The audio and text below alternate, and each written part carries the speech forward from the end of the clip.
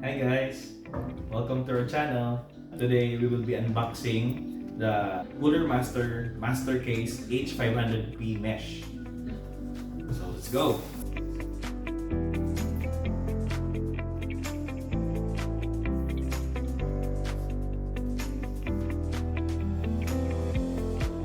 Mabigat to. Mabigat siya guys.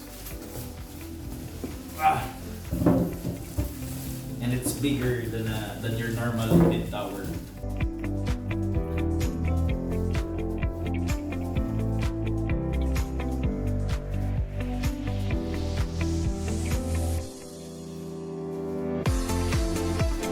Nakikita nyo guys, mas malaki siya sa normal na mid tower na parang siyang full power. Nagustuhan ko tong case na to kasi it can house 200mm fans. So yan, you can see sa front. Pwede ka rin mag-upgrade, maglagay pa ng fans on top na 200mm rin. Dalawang 200mm fans. So na-improve na to kung subscribe kayo kay Steve sa Gamers Nexus. Yung acrylic dati, unang version nito, pag binubuhat natatanggal, ito mabilis matanggal yung nasa taas na panel, tapos itong nasa harap. In-improve na, in-address na ni Cooler Master yung mga concerns na yun. Naglagay na sila ng thumb screw dito para hindi lang siya basta-basta na tanggal. Yan, tinanggal mo yung thumb screw. Yan. Dali lang siya matanggal. Before, yung acrylic pa, yung front, hindi masyado maganda yung airflow niya. Ngayon na full mesh na siya, mas maganda yung airflow. Ngayon may mga nagtanong, bakit daw yung taas hindi pa ginawa ko mesh ni Cooler Master. Ayon kasi sa test ni Gamers Nexus nito, mas maganda yung airflow niya pag hindi siya mesh. Kasi pag mesh, yung lahat ng airflow dito sa harap, mapupunta lang sa taas, aakyat lang siya. Hindi katulad ng kung ito, hindi masyado makakalabas yung air dyan. Papunta siya dun sa CPU. Which yun naman talaga ang dapat puntahan ng air ng dalawang fan na yun. Yung GPU mo at saka yung CPU. Yung top can house 360. Kasya kung gusto mag AIO na cooler, kasya dito yung 360 na radiator. Siyempre pwede. Kasya yung 240. Yan, maganda dito is hindi siya nahuhulog. Kunyari na bitawan mo, hindi siya mahuhulog. So may parang harap dito sa baba. So you need to put it out. Yung 1 peso coin lang, ma-open nyo na ito. So aside from meron na siyang kasama na 200mm fans, RGB fans, meron na rin siyang kasama sa likod for exhaust na 140mm fan. Hindi siya RGB, regular black 140mm fan lang siya. Yung mga may gusto ng radiator, so yung mga AIO, pwede nyo ilagay dito sa taas, maganda yung clearance niya kasi nakaangat siya.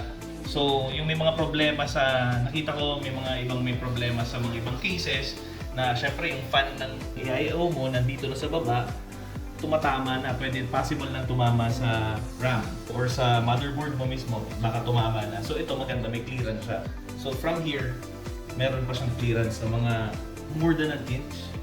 So sakto lang talaga sa kapal ng fans. So pwede dito, kung mag-install ka ng dalawang 200mm na fan, pwedeng tatanggalin mo to na bracket na to, and then you can install two 200mm fans here. Pwede rin na tatlong 120mm, pwede rin na tatlong 140mm. So, yun talagang gusto ko dito sa case na to eh. Malaki talaga siya. Compatible siya sa maraming sizes ng fans and radiators. Pwede rin sa unahan, kung gusto niyo na maglagay ng radiator sa unahan for AIO, pwede rin. Tapos kung 360, tatanggalin mo tong shroud. Ito yung shroud for HDD. Shroud, ito naman magkahiwalay yan. So, HDD shroud, ito naman yung para sa PSU. May dalawang SATA na pwedeng SSD SATA na lalagyan. Kung RGB yung SSD mo, medyo disadvantage siya kasi sayang nung design. Sayang ng ilaw. Hindi makikita. Dahil dito, siguro pwede mo yung mount dito na lang sa top na lang. Sa top nito, pwede naman. Ito pa, isang in-address rin ni na Bitbit at saka si Gamer's Nexus is ito before yung unang version nito na H500P mesh. Yung hindi mesh, kailangan mo pang buksan tong shroud na to pati sa likod para lang ma-install yung PSU. So ngayon, hindi na. Pwede mo nang tanggalin tong PSU bracket. Tanggalin mo lang to, kasya na dyan any normal sized PSU. So yun, ano pa ba? Nakakalimutan pa ba ako sa harap? Yan. Punta tayo sa likod. Yan. So, thumb screws din lang. Tanggal.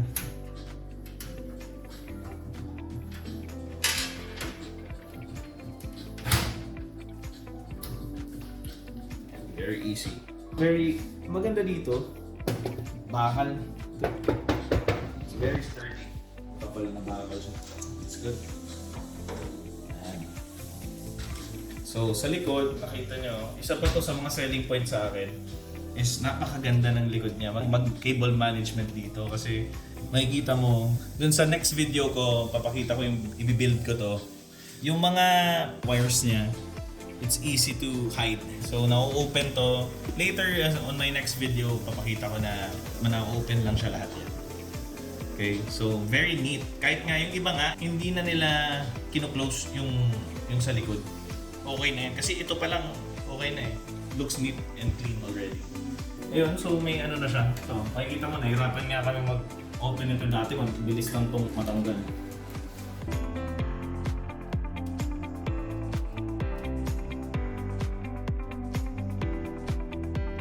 Ganda pag maliit ang kamay, pasok dyan sa mga sulok.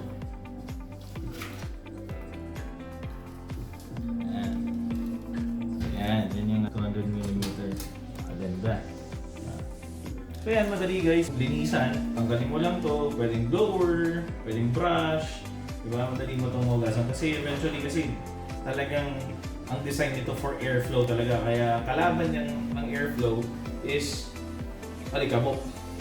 So, expect mo na magkaka-alikabok to.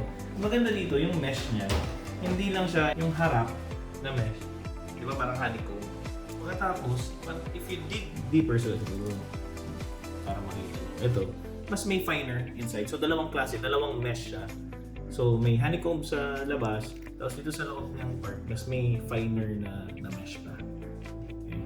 So, talagang anti-alikabok talaga.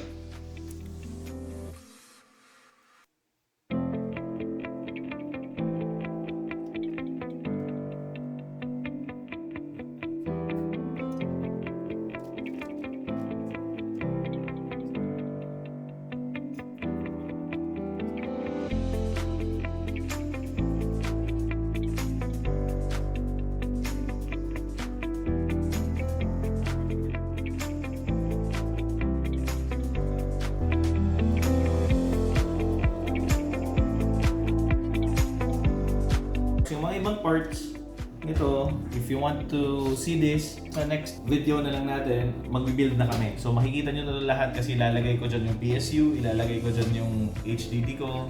Simpleng unboxing lang to guys. Talagang for technical specs. Sa ano ko na, pag-build ko na. Next video ko, mag-build ako dito. Actually, sobrang excited na ako makapag-build dito. Yun lang. So, that's it. Thank you for watching. Like and subscribe. Yes!